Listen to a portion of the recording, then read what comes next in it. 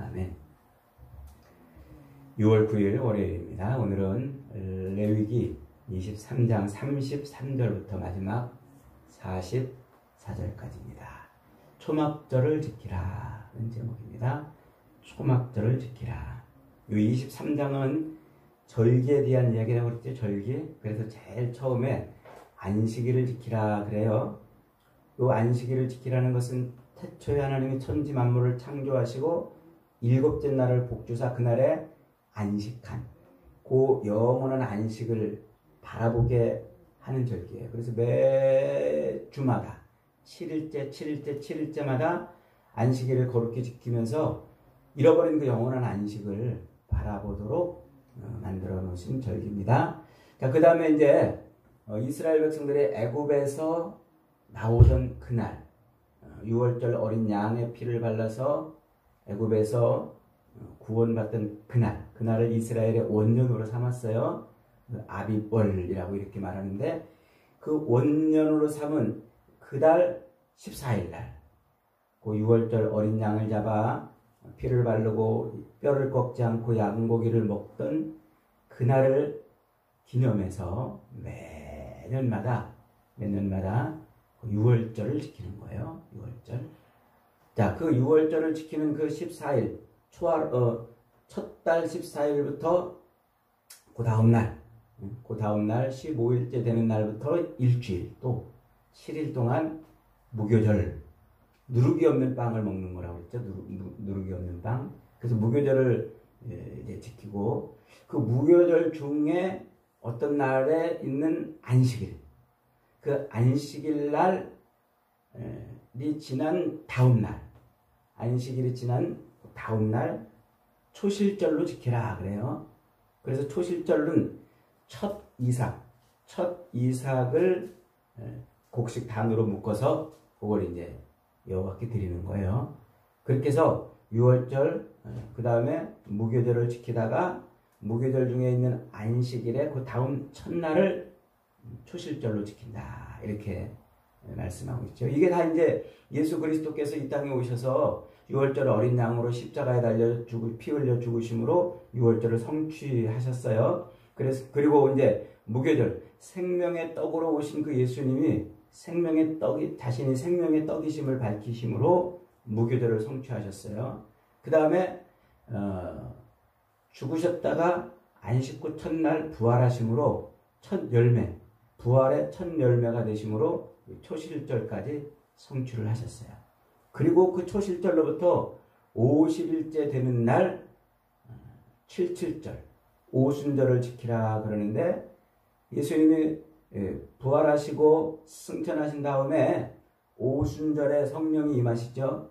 그래서 성령이 임하셔서 첫 곡식의 수확을 걷어내는데 그게 77절, 성령이 임하심으로 이 땅에 뿌려놨던 그 모든 씨앗들을 다 곡식들을 거둡니다. 그 첫 곡식이 뭐예요? 그게 교회라고 그랬죠. 그래서 이 오순절도 이제 성취가 됐어요. 그 다음에 절기가 이제 나팔절이라고 그랬죠. 나팔절. 그 다음에 나팔절을 지나고서 열흘 뒤에 속죄일을 지키라 그러고, 그리고 닷새 뒤에 요 초막절을 지키라 이렇게 하는 거예요. 그래서 1월달 정월달에 6월절 무교절 초실절, 그리고 50일째 되는 날 77절 오순절, 그리고 넉 달이 지난 다음에 7월달에 이제 나팔절과 속죄일과 초막절을 지키라 이렇게 말씀하고 있는 겁니다. 자, 이 7월달은 이스라엘 유대력, 종교력으로 7월이지만 세상 달력으로는 이때가 정월이에요. 정월. 이스라엘의 종교력으로 아비벌인 첫 달은 요 세상 달력으로는 요게 7월이에요. 이렇게 서로 교차되어 있는데 이것도 아주 의미가 있는 그런 이제 시간 달력이죠. 자, 이렇게 이제 나팔절을 부는데 그 나팔절은 뭐라고 그랬습니까? 이제 영원한 안식에 들어갈 것을 선포하는 절기라고 그랬죠. 그래서 나팔절은 예수 그리스도의 재림으로 성취가 될 겁니다. 자, 예수 그리스도의 재림으로 영원한 안식에 들어가는데 그 영원한 안식에 들어갈 수 있는 유일한 방법이 뭐라고요? 그 속죄.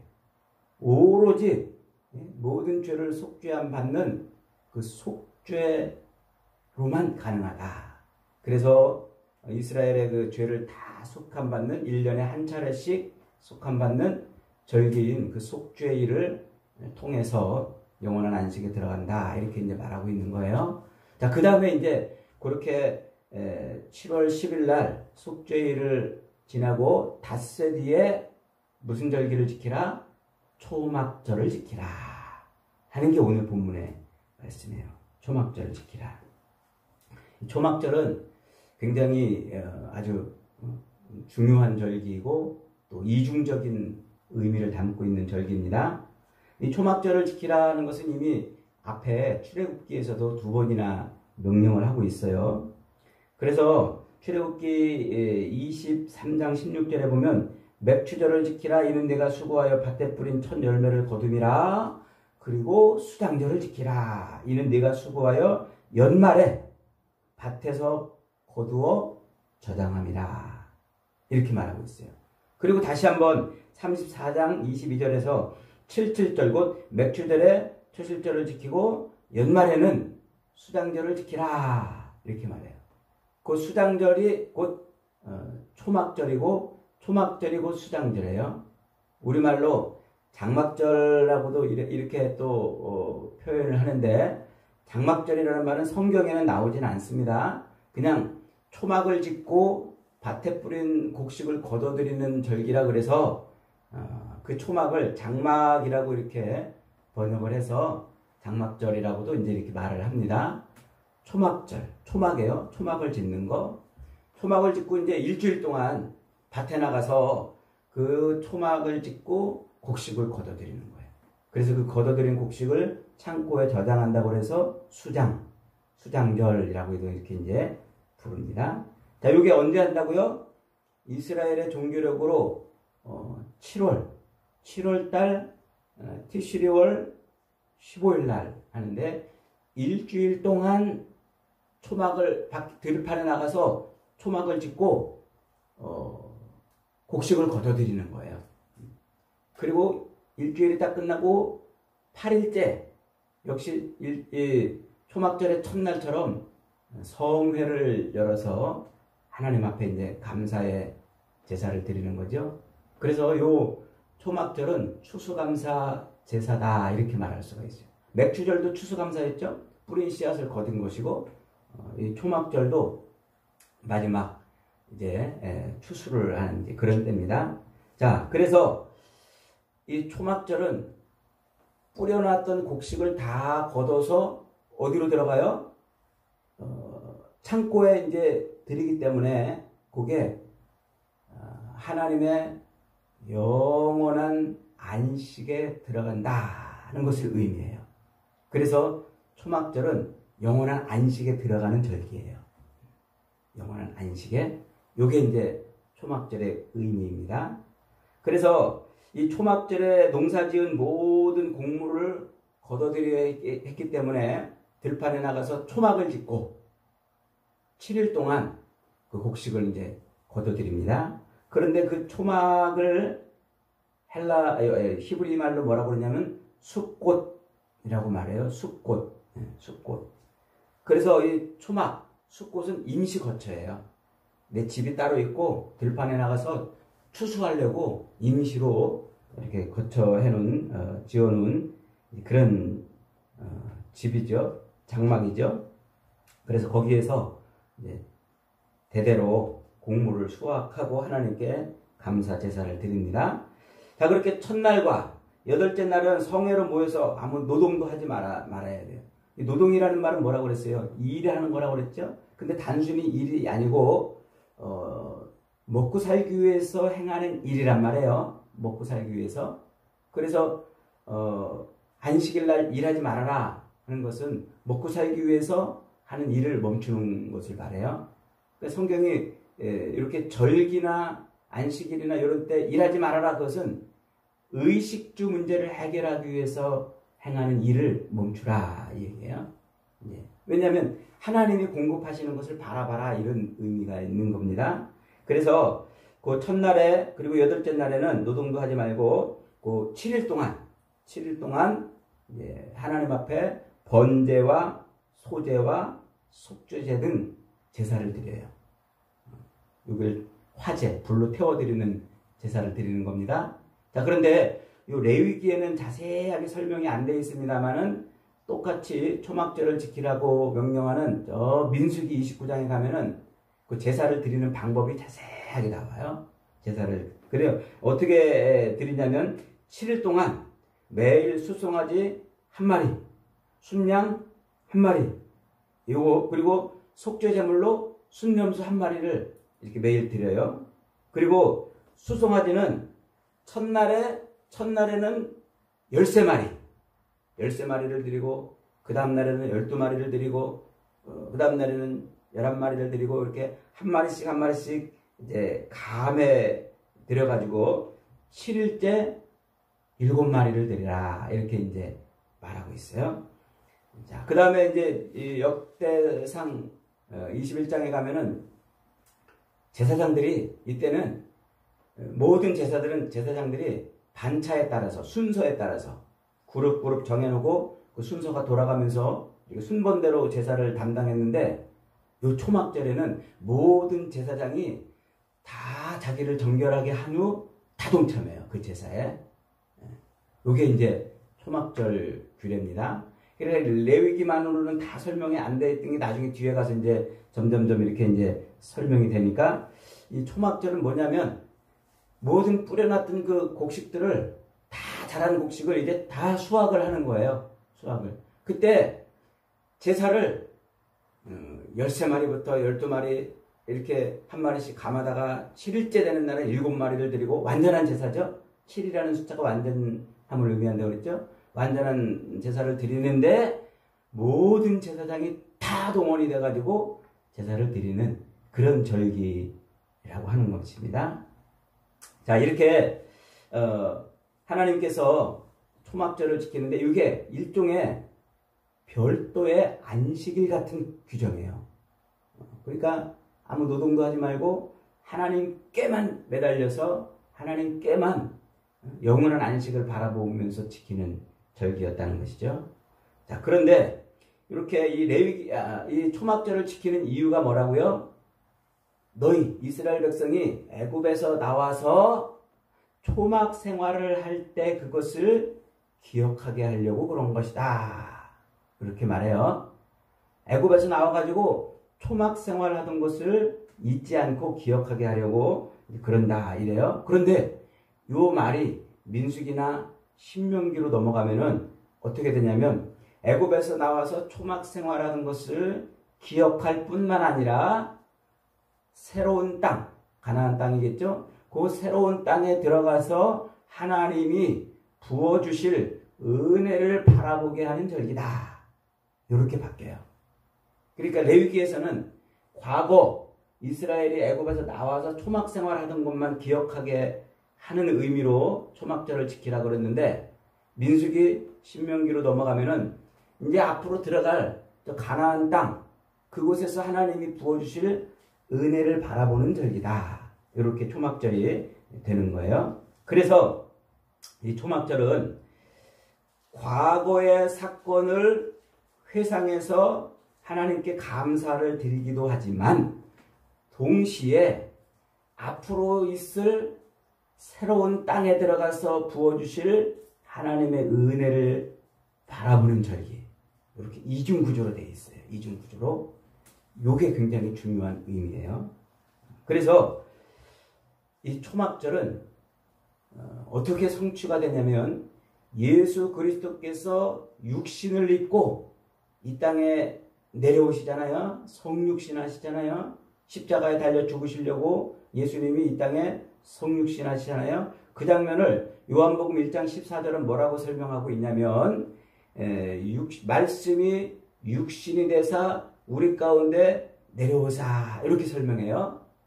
예수님이 육신을 입고 이 땅에 내려오실 때 말씀이 육신이 돼서 우리 가운데 내려오사 요렇게 설명하는데 그 말, 우리 가운데 내려왔다는 요 말이 무슨 말이냐면은 장막을 쳤다 요 말이에요.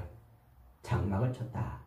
이게 우리말로 우리 가운데 거하심에라고 이렇게 우리말로 번역을 했는데 헬라어 원문으로는 스케노우 장막을 쳤다 이런 말이란 말이에요.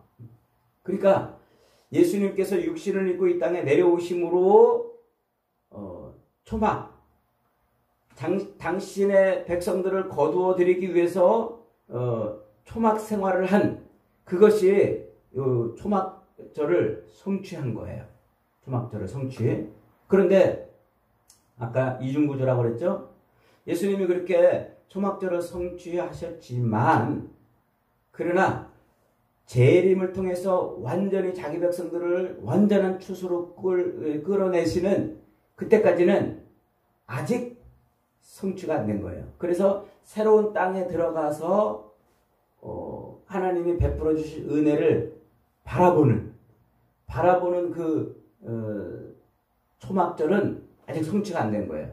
그러니까 예수님이 육신을 입고 이 땅에 오셔가지고 초막절이 성취되었지만 완전한 천국에 우리가 들어가지 않았기 때문에 아직 성취가 안 된 요 이중구조로 초막절이 되어 있다 이런 말이에요.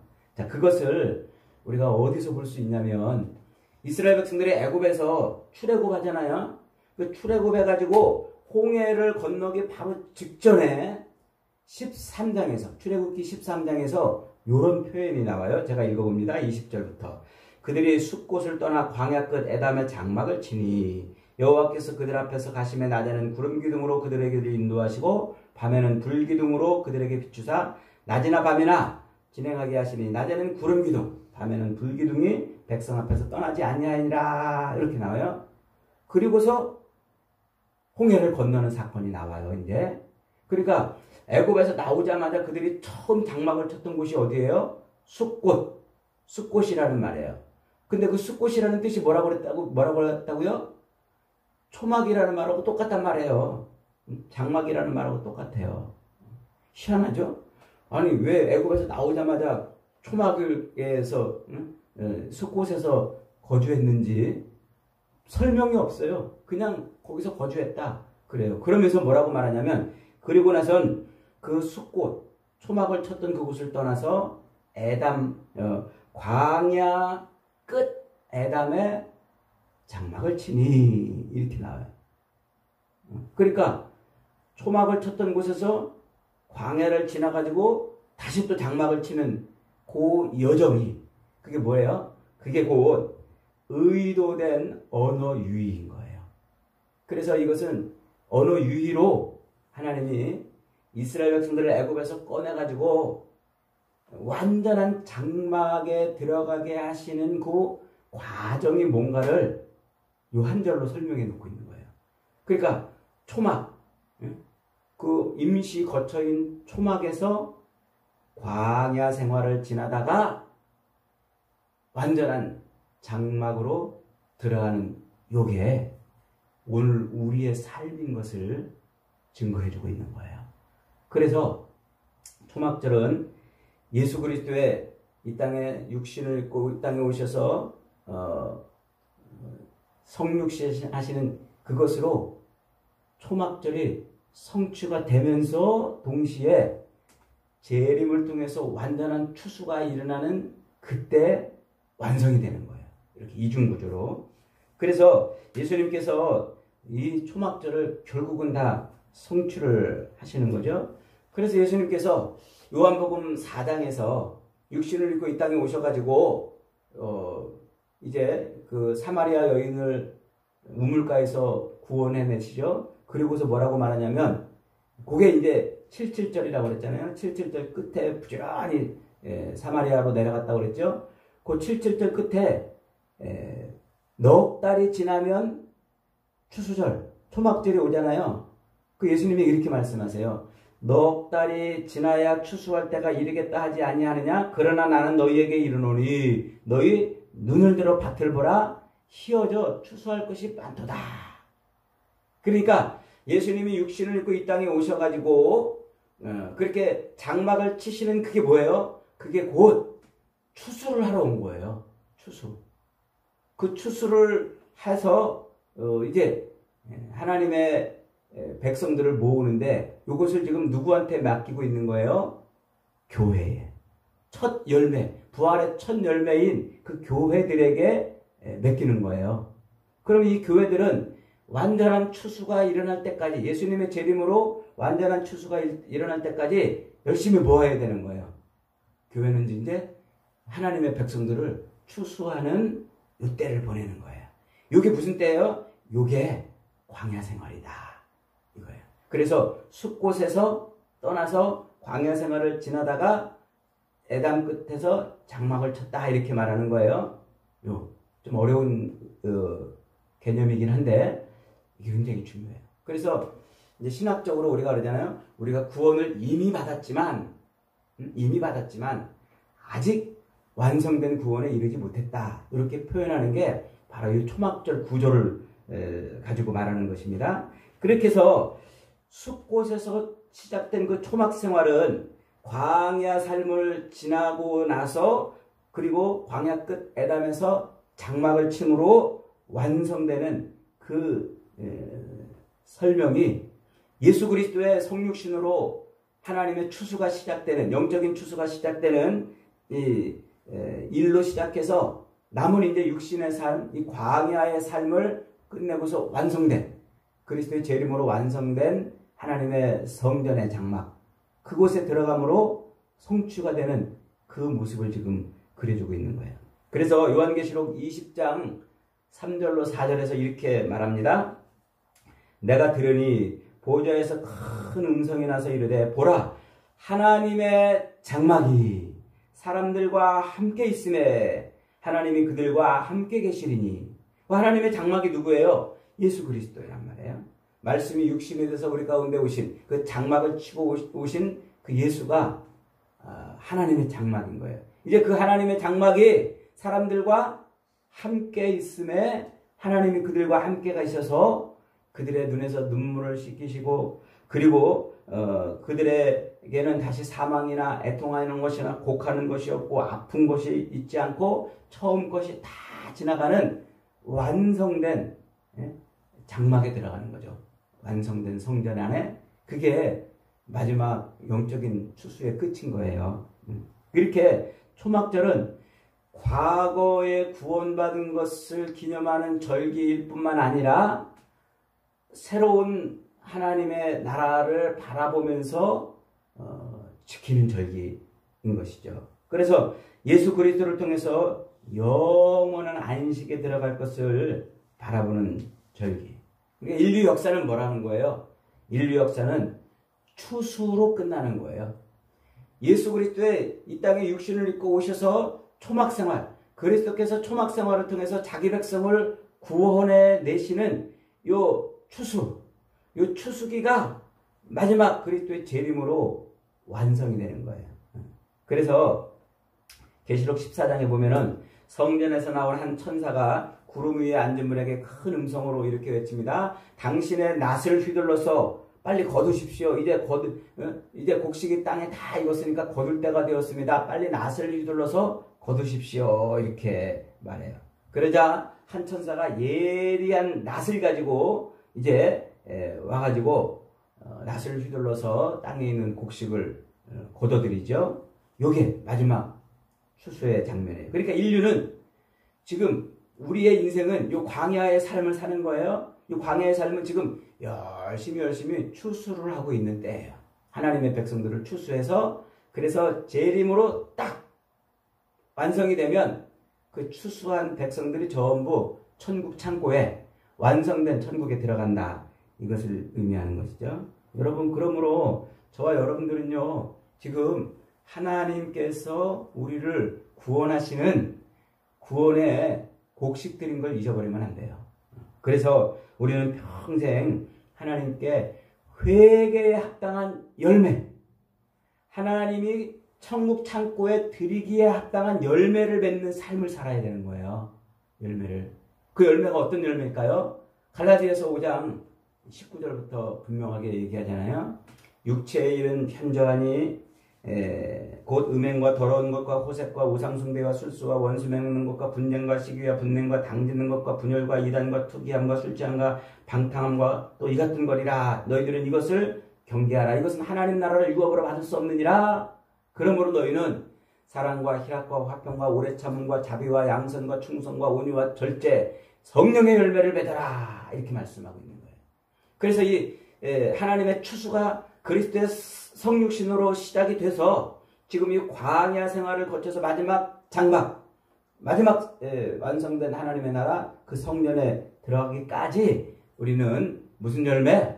성령의 열매를 맺는 삶을 살아야 되는 거예요. 그래서 오순절날 임한 그 성령의 성령으로 첫 열매로 하나님께 드려진, 첫 수확물로 하나님께 드려진 이 교회들은 그렇게 끝없이 주님 재림하실 때까지 성령의 열매를 맺으며 우리 인생을 살아가야 되는 것입니다.